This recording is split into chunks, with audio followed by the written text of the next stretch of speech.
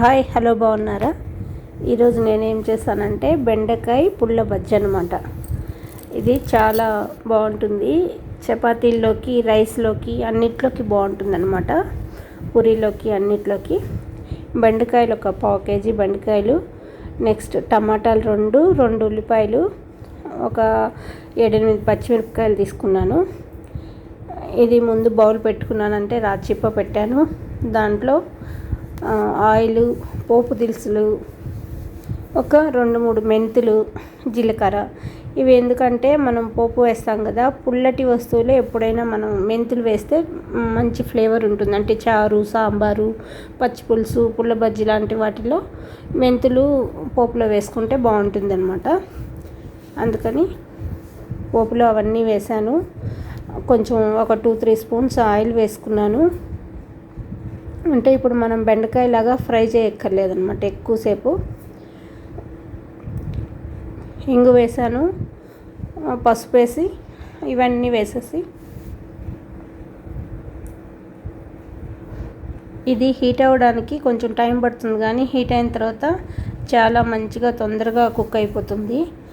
చూసారా, ఇది బాగా ఆయిల్ పోపు అంతా ఫ్రై అయిపోయింది. ఇప్పుడు నేను టమాటా, ఆనియన్స్, పచ్చిమిర్చి 3 వేసేసాను. ఇది మనకు చాలా ఈజీగా 10 మినిట్స్లో అయిపోతుంది అనమాట. ఎందుకంటే మూత పెట్టేస్తాం కాబట్టి మంచిగా మగ్గిపోతుంది. అదే ఫ్రై అనుకోండి ఇంచుమించు 1/2 అవర్ పైనే అవుతుంది. అలా వేగేటట్టు ఉంచుకోవాలి. ఈ ముక్కలు కొంచెం మరీ పెద్దవక్కర్లేదు, మరీ చిన్నగా సన్నగా తరగక్కర్లేదు, మీడియంగా తరుక్కుంటే బాగానే ఉంటుంది. అంటే తొందరగా తరగడం కూడా ఈజీగా తరిగేసుకోవచ్చు. ఈ రెసిపీ పిల్లలు, కొంచెం గ్రేవీగా ఇష్టపడే వాళ్ళందరూ చాలా ఇష్టంగా తింటారనమాట. మామూలుగా మనం ఎప్పుడు బెండకాయ ఫ్రై మాత్రమే చేసుకుంటాం కదా.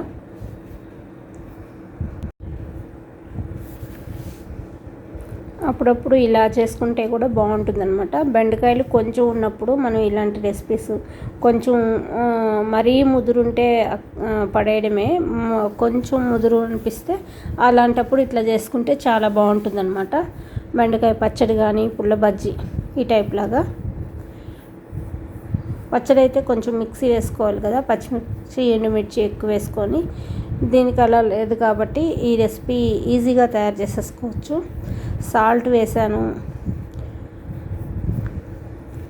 ఉప్పు, పసుపు వేసేసి ఇప్పుడు మనం మూత పెట్టేసి కాసేపు మగ్గనిద్దాం అనమాట. మంచిగా మిక్స్ చేసేసి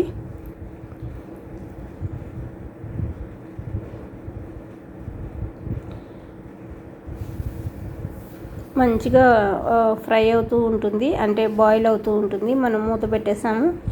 5 మినిట్స్ తర్వాత అది ఎలా ఉందో చూద్దాం. చూసారా, ముక్క మెత్తబడిపోయి మంచిగా కుక్ అయిపోయింది.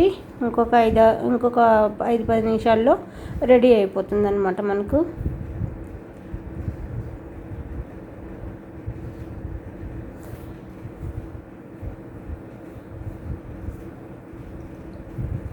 బెండకాయ ఇప్పుడు మనం మూత పెడితే వెంటనే మగ్గిపోతుంది, చాలా స్మూత్గా ఉంటుంది కదా. అందుకే మనం ఫ్రై చేసుకుంటాం, ఎక్కువ ఆయిల్ వేసి మూత పెట్టాం కాబట్టి, మంచిగా అలా ఫ్రై చేసుకుంటాం కాబట్టి ఇట్లాంటి రెసిపీస్ చాలా తొందరగా అయిపోతాయి. చూసారా, మంచిగా మిక్స్ చేసుకొని మళ్ళీ మూత పెట్టేసి ఒక 5 మినిట్స్ ఉంచాను.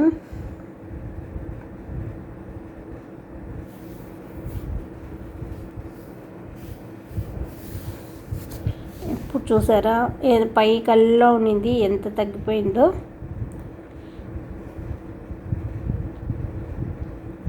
యాక్చువల్గా టమాటాలు ఎక్కువ వేసుకున్నా బాగుంటుందన్నమాట. ఇప్పుడు మనం కొంచెం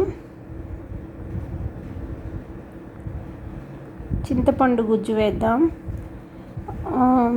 మనం పచ్చిమిరపకాయలు కూడా దండిగానే వేసుకున్నాం కాబట్టి కొంచెం కారం, కొంచెం పులుసు పొడి లాంటిది అట్లా వేసేసి మనం బాగా మిక్స్ చేసుకుందాం. చింతపండు తీసుకున్నాను, కొద్దిగా వేసాను, అంత పుల్లగా ఏమి అక్కర్లేదు, ఎందుకంటే టమాటాలు కూడా వేసాం కాబట్టి.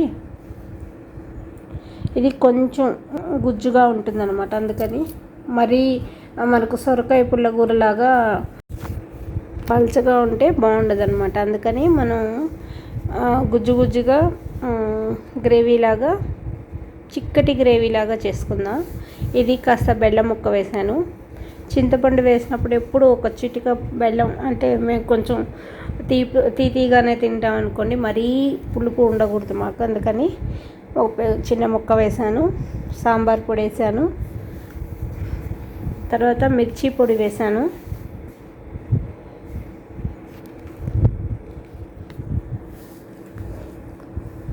సాల్ట్ ఆల్రెడీ మనం వేసుకున్నాం కాబట్టి మిర్చి పౌడరు, సాంబార్ పొడి వేసాను, పచ్చిమిర్చి కూడా వేసున్నాము.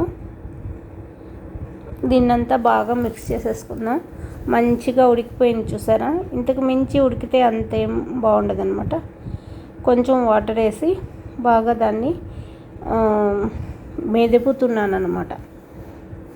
ఇప్పుడు అది ఆలు స్మాషర్ తీసుకొని దాంతో ఇలా నేస్తున్నాను. అంటే ఇది ముక్క కన్నా ఇట్లా గుజ్జు గుజ్జుగా అయిపోతేనే టేస్ట్గా ఉంటుందన్నమాట. అందుకని ఇది చపాతీల్లోకి, పూరీల్లో కూడా చాలా టేస్ట్గా ఉంటుంది, గ్రేవీ లాగా ఉంటుంది కాబట్టి.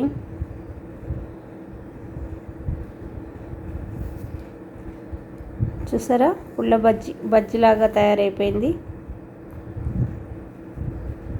అంటే బాగా మిక్స్ అయిపోవాలి. ఇప్పుడు టమాటా, ఆనియన్స్, బెండకాయ ఈక్వల్గా మిక్స్ అయిపోవాలన్నమాట. మనకు ఆ బెండకాయలో పప్పులు చూసారా ఎలా కనిపిస్తుందో తెల్లగా. కాకపోతే కొంచెం జిగురుగా ఉంటుంది. మనం మంచిగా ఆయిల్లో ఫ్రై చేయలేదు కాబట్టి, ఉడికించాం కాబట్టి కొంచెం జిగురు ఉంటుంది. కానీ ఆ జిగురు చాలా మంచిది అలానే తింటే. మంచిగా కుక్ అయిపోయింది. ఇప్పుడు మనం ఫస్ట్ పోపు వేసాం, కానీ ఇప్పుడు మళ్ళీ ఫైనల్లో కూడా కొంచెం పోపు వేసుకుంటే చాలా బాగుంటుందన్నమాట. అందుకని చూసారా ఎంత మంచిగా ఉడుకుతుందో. అది ఇంకొకరు ఉడికితే మరి దగ్గరికి వస్తుంది కదా. ఇప్పుడు మనం పోపు వేసుకుందాం.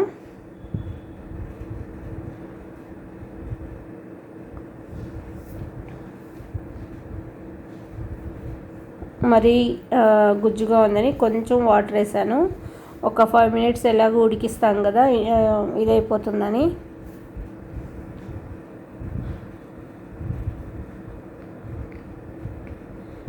కలర్ఫుల్గా ఉంది చూసారా. గ్రీను, వైట్, ఎల్లో, టమాటా, రెడ్ అన్నీ కలిపి నేను ఇప్పుడు పోపు వేస్తున్నాను. ఇది ఫైనల్ టచ్ కోసం, అంటే కొంచెం లుక్ కోసం అనమాట. ఇష్టం ఉంటే వేసుకోవచ్చు, లేకపోతే అలాగే తినేసేయచ్చు. నేనేమో ఆవాలు, జీలకర్ర, మెంతులు, ఇంగువ, ఎండుమిర్చి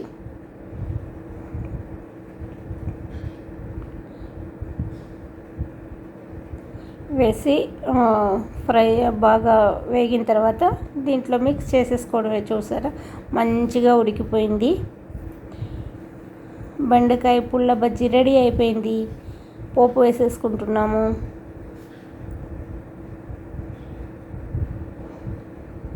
ఇది ఎప్పుడు చేయలేదన్నమాట, నేను చాలా తక్కువ చేస్తాను. పచ్చడి చేశాను, ఎప్పుడు ఫ్రై చేస్తుంటాను. ఈసారి ఇలా డిఫరెంట్గా చేద్దాము. కొంచెమే బెండకాయలు ఉన్నాయి, ఇలా చేస్తే ఇష్టంగా తింటారు చూద్దామని. చాలా నచ్చేసింది పిల్లలకి, మంచిగా తిన్నారు.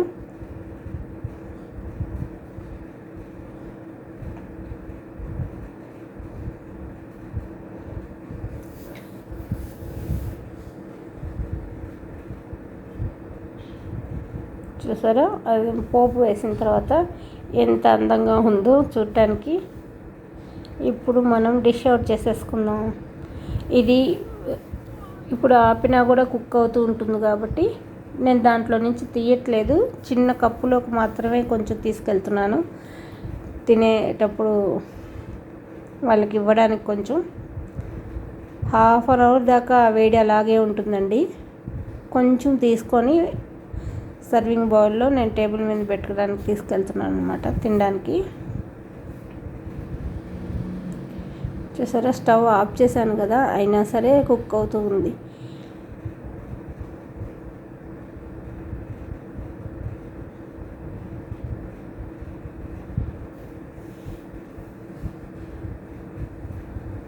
వేడి వేడి అన్నంలోకి వేడి వేడి బెండకాయ పుల్ల బజ్జీ వేసుకొని నెయ్యి వేసుకొని తింటే ఉంటుంది మజా.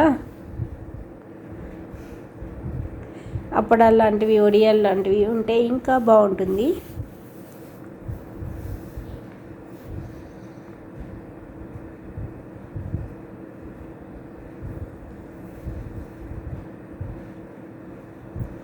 ఇప్పుడు నేను దీనికోసం చపాతీ చేయాలన్నమాట. ఈవినింగ్ చపాతీ చేస్తే ఇది కూడా ఇష్టంగా తినేస్తారు. చూసారా ఎంత రుచికరమైన బెండకాయ పుల్ల బజ్జీ రెడీ అయిపోయింది. ఈ రెసిపీ మీ అందరికీ నచ్చినట్లయితే లైక్ చేయండి, షేర్ చేయండి, సబ్స్క్రైబ్ చేయండి. నేను చాలా వీడియోలు చేశాను చూడండి. ఏది నచ్చినా సరే సబ్స్క్రైబ్ చేయండి. థ్యాంక్ యూ అండి. బాయ్ అండి.